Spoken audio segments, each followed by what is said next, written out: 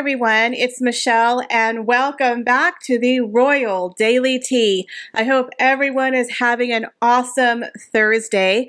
We are peeking into the weekend, y'all. It is right there on the horizon, and I, for one, cannot wait because I get to have an entire weekend off to work on royal videos for y'all. So I hope you guys enjoy the upcoming videos. I have a lot of interesting videos planned, and of course, the upcoming Q&A video on Saturday. Now, this is not going to be a live video, but you're going to see my face. So we're going to try a little bit differently. I'm going to try to be on camera a little bit more, but you guys, it takes a village to look decent on camera. So I'm going to try it for you guys on Saturday, and if you like it, we'll make it an every week occurrence.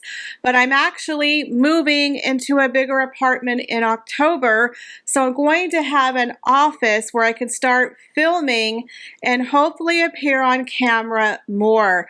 I don't know if that's going to be a good thing or a bad thing, but hey, we're going to give it a go. But you guys, we have a lot of juicy royalty to get through today, so you know what to do. Sit back and relax, grab yourself a beverage, and let's get into the Royal Daily Tea. So I found this hilarious article that talks about Prince Harry having a really hard time answering a very basic question, something that most of us do on a regular basis.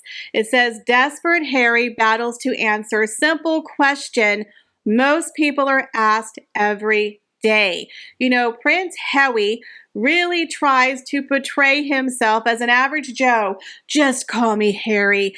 I'm not a royal. I'm not a stickler for protocols. Just make sure you call me Prince and you bow to me. But besides that, I'm just an average bloke.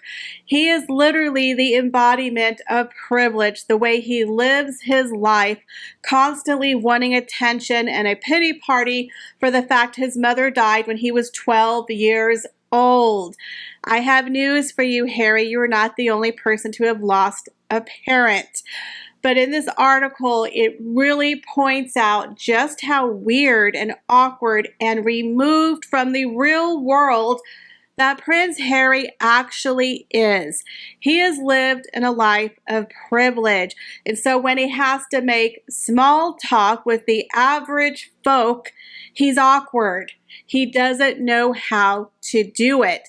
And we all know Meghan Markle certainly doesn't know how to do it, as she's constantly clawing him and telling him, shall we? And moving him along the line when he tries to engage with people. But there's a hilarious point in the Heart of Invictus docuseries that a body language expert, Judy James, points out the hilarious awkwardness of Prince Harry. Judy James points out that the program showcases the, quote, many versions of Harry, but he seems very uncomfortable in the spotlight despite his royal background. I believe he is very uncomfortable talking to people he doesn't know, especially the average folk. While he appears relaxed trading banter with one of his friends, J.J. Chalmers, he is less sure of himself when answering basic questions. She says Harry also appeared to stumble over his own words when asked by an interviewer, "What do you do?" The former working royal starts to dart his eyes and drop in a cutoff as he looks to one side to think. He even pokes his tongue out in a gesture of deep concentration. He eventually replies, "What do I do? On every given day, I'm a dad. I'm a dad of 2 under 3-year-olds. I've got a couple of dogs. I'm a husband. I'm a founding patron of Invictus Games Foundation." Prince Harry literally thinks that he is the main character in a Reba McEntire country song, y'all. He's a single dad who works 2 jobs making that macaroni. Do we think that he does a doggy do run in the yard? He's picking up the dog poop. He's putting the kids to bed. He's bathing them. He's feeding them. He's reading them bedtime stories.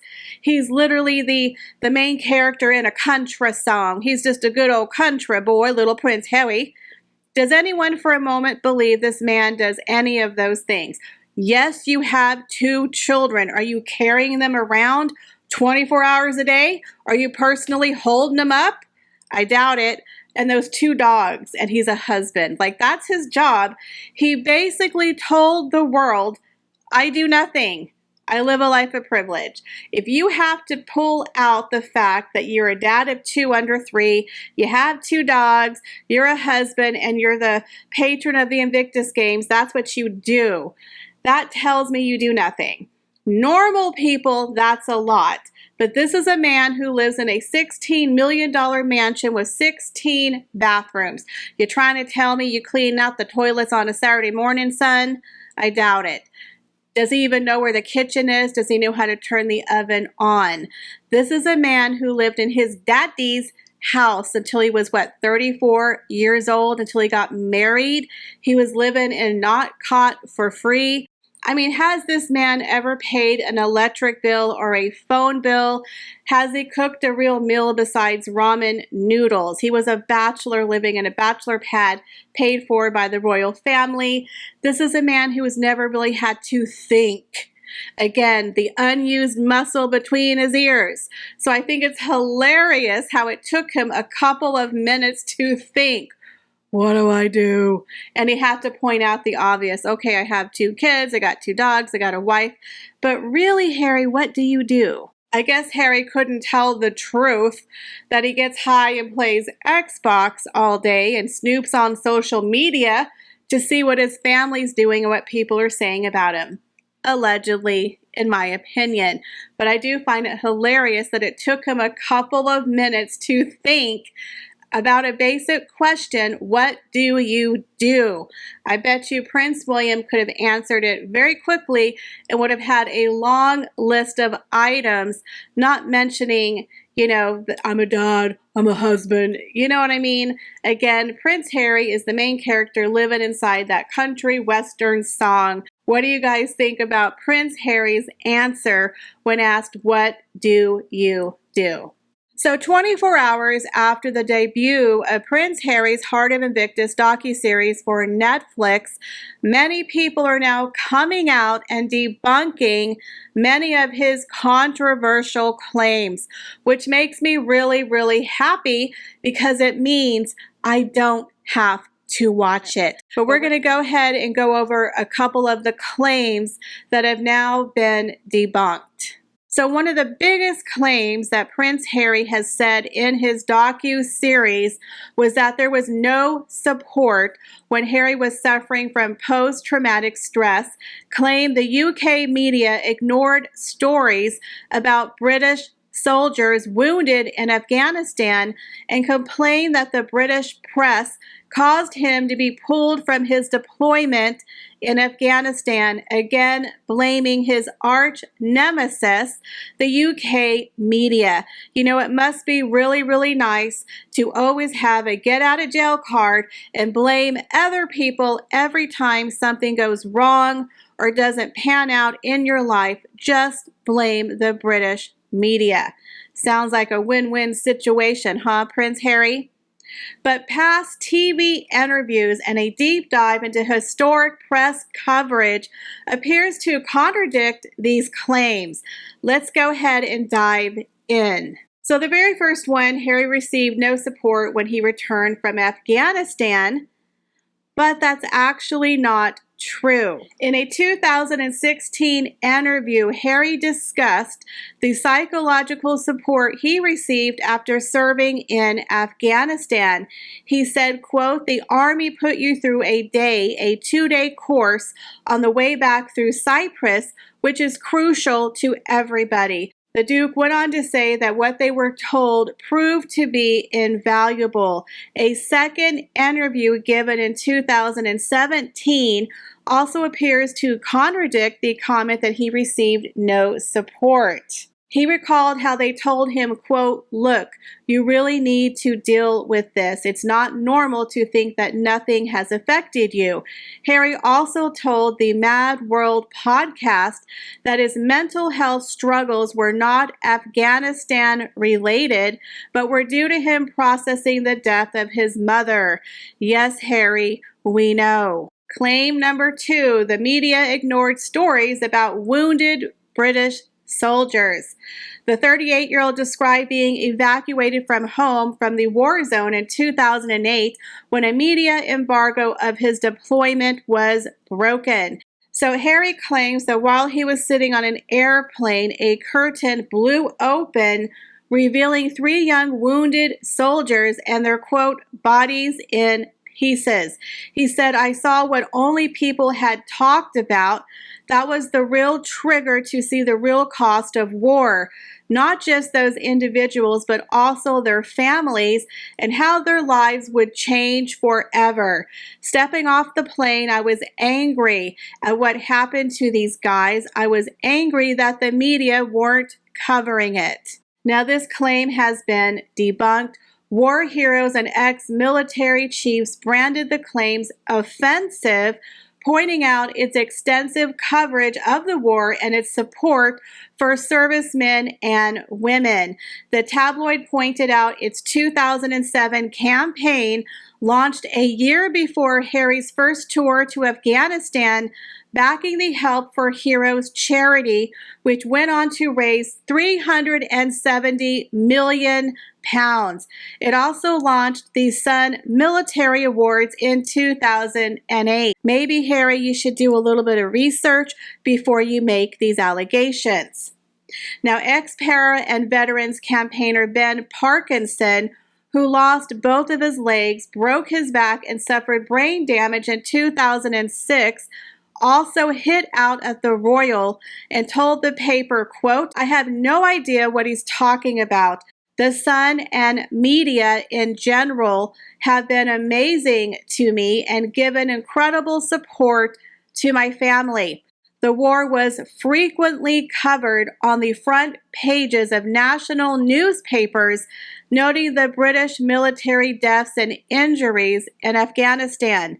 The BBC also continues to list all 136 UK troops who lost their lives there.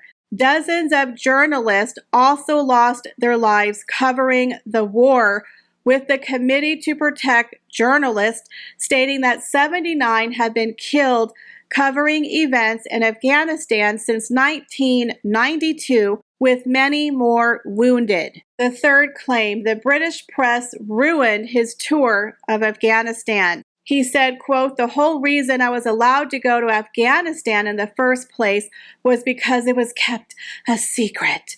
Again, Harry is his worst enemy. "While I was there for the 10 weeks, no one knew apart from the British press, who said, quote, 'We'll keep quiet as long as we get access.'" Again, this man and his ego. He just thinks he's the greatest thing since sliced bread. That during this war, all people cared about was making sure they got a story on Harry. Ego much, Harry? What a narcissist. You know, let's not cover the war, Harry. We just want to cover you because you're just the number one story. You're just the number one thing everybody wants to read about. We don't care about Afghanistan, just Prince Harry. Get over yourself. Then he says, quote, "To suddenly be on the way home, I was angry." Oh, that's a shocker. Poor little Prince Harry was angry once again because he didn't get what he wanted. I know, we're all just shocked. But it was important for everyone around me, their safety, to remove me because you're so important to the war effort, Harry. Ugh, give it a rest. Now, the claim is debunked. They said, but news of his deployment was actually revealed by a U.S. website and an Australian women's magazine who boasted a world exclusive about Harry the hero. They were trying to make you look good, son. But again, he's always blaming the UK media, his #1 arch nemesis. So once again, Prince Harry is a man who is pretty thick. He's Prince Thicko, okay? Hate to call you that, son, but you're thick. You don't ever do any research before you speak. You look like a royal fool. You have been debunked once again, much like you and your wife when you sat down on the Oprah Winfrey interview, and the next day there was, 13 plus lies and inconsistencies. So he's always hitting out at his family, always hitting out at the British media. Me, my mom. Me, my mom. Today is the anniversary of Princess Diana's death. It's been 26 years. May she rest in peace. The sad truth is that Harry keeps killing and reburying his mother over and over again. Please, for the love of God, can you let your mother rest? So what do you guys think about this story about people debunking him? If you remember on my video yesterday, I showed a little clip of a video of Prince William, Catherine, and Harry talking about mental health. William and Catherine have been major components for mental health help because they know how important it is to receive it, and Harry was there as well. I think he is just a self-absorbed narcissist who wants everyone to continually feel sorry for him. And quite frankly, it's just not working. So let me know what you guys think about this story. Leave me your comments, guys, down below. As always, I appreciate each and every one of you. Thank you so much for stopping by my channel, and I hope to see you in the next video. Bye, guys.